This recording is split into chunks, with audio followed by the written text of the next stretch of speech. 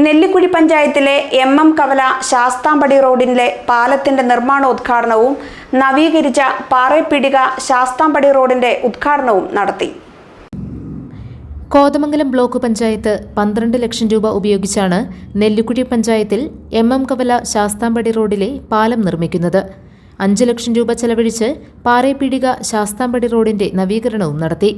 പാലത്തിന്റെ നിർമ്മാണോദ്ഘാടനവും റോഡിന്റെ ഉദ്ഘാടനവും പ്രസിഡന്റ് PAM ബഷീർ നിർവഹിച്ചു.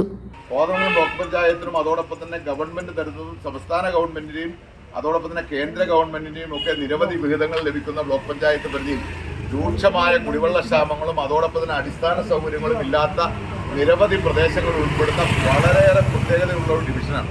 ഈ ഡിവിഷനിൽ എങ്ങനെ വികസന പ്രവർത്തനങ്ങൾ നടത്താമെന്നുള്ളതായിരുന്നു ബ്ലോക്ക് പഞ്ചായത്തിന്റെ ജനപ്രതിനിധികളുടെ എൻ്റെ ലക്ഷ്യം. ആ ലക്ഷ്യം കൈവരിക്കുന്നതിന് വേണ്ടി രാഷ്ട്രീയ ഭേദമന്യേ മുഴുവൻ ആളുകളുടെയും വലിയ പിന്തുണയാണ് ഇക്കാര്യത്തിൽ ഉണ്ടായിട്ടുള്ളത്. ഡയാന നോബി അധ്യക്ഷത വഹിച്ച ചടങ്ങുകളിൽ ജോമി തെക്കേക്കര, സാലി ഐബ്, James Korambel, Nizamul Ismail, Nasar Vattekkadan, Vrinda Manoj, Shahana Sharif, CK Sathyan, KM Kunjubava തുടങ്ങിയവർ പങ്കെടുത്തു. GTV news, Nellikuzhi.